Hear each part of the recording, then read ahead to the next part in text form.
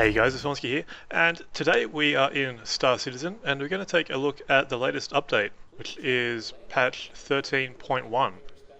Now, before I get into this, I just want to say for anybody who's expecting an Elite Beta 2 video, which has just released today as well, these patches both came out on the same day, that video is coming. I'm just having some issues with the game at the moment, as a lot of people are, in that basically you can't play it. I managed to play 5 minutes, then it crashed, and no, I can't get back in. So that video will be coming, but right now we're going to take a look at this Star Citizen patch. So it's not a particularly big patch. It's got a few cool things though, and one very cool thing, which is, if we go into the options menu, control rebinding. It's been a long time coming, but it's finally here. So let's take a look at this. I've played around with it a little bit already. You got these groups here. Don't seem to be able to do anything with it just yet. But yeah, I've played around with it a bit, so I've got a few buttons bound. There's some of these keys that I've got no idea what they do just yet, but we've got a fairly wide range of different things that we can set. So my X52 has a ton of buttons, which I'm using most of them now. One thing that is kind of annoying is that there doesn't appear to be a unbind button. So you can bind keys, but I'm not sure you can unbind them right now. And it doesn't seem that, like I can have my yaw and my roll on the same axis. So if we hold down, you see I've got my yaw and my roll. They're both on the Z axis rotation now. So that's a little bit weird, I guess. But you probably would have seen there, to actually bind some of these controls, you have to hold it down for a while. I suppose that's to make sure that you don't make a mistake or something like that. But anyway, so just be aware of that, basically. Try to make sure that you know what you want your buttons to be before you set them, I guess. You can obviously go to default, but I think that will reset the whole thing. I might be wrong. Let's do this. Okay, actually, I was completely wrong. These are actually default mappings. That's interesting. So what's that do? Yeah, whatever. Alright, so that's set all my keys up for their preference for the X52, I guess. That's pretty cool. I'll have to go through and change all that again, but that doesn't matter too much. So that's the default image. So you still have these diagrams, but you can kind of switch between them. So just like so, and that works for the gamepad and the keyboard as well.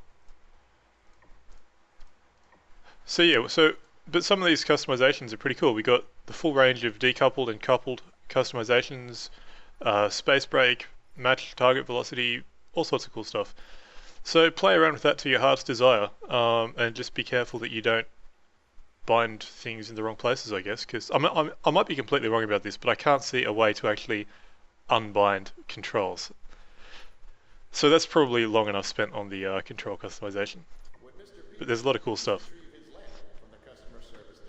Did he just get him to retrieve his own leg? Oh, okay. Whatever. So excuse me while I look over to my second monitor.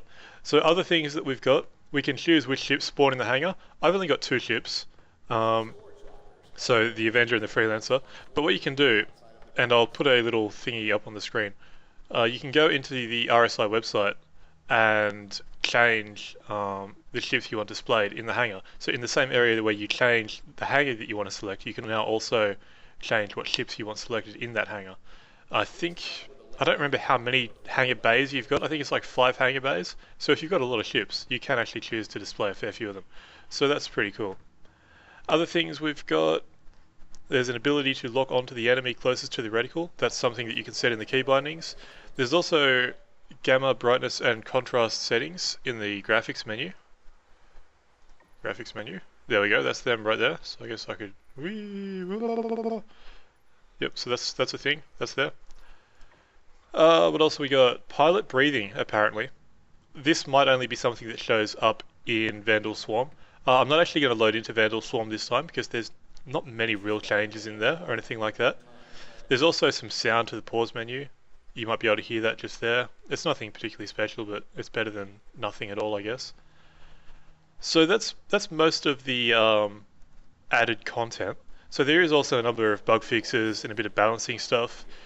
So apparently the spawn sound in Vandal Swarm has been changed, the sound when the enemies spawn in. The M50's had a few changes made to it. Its maneuvering thrusters are a little bit weaker. It's lost a bit of health, at least, or its components have lost a bit of health, I should say.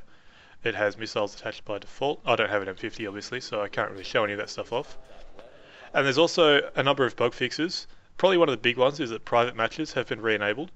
Private matches were disabled not long after patch 13, just because they were causing problems. So now you should be able to do private matches like co-op or whatever with your friends. So that is pretty cool. I'm not going to go through the rest of the fixes. I'll put a full list of, like, a full link to the patch notes and everything in the video description if you're interested in that. But yeah, all in all, I mean, it's not a big patch, but it's got some useful stuff. So, I mean, that control customization we've been waiting for a very long time. It still needs a bit of work, but I mean, this is its very first iteration, so I have no doubt that they will continue working on that over time. But yeah, so I think that pretty much covers it. Well, like I said at the beginning, the control customization is the big part of it, and I mean, realistically, it's not a whole lot to show. It's an options menu, so it's one of those things that's far more useful for you to play around with yourself, realistically, and just work out what works for you.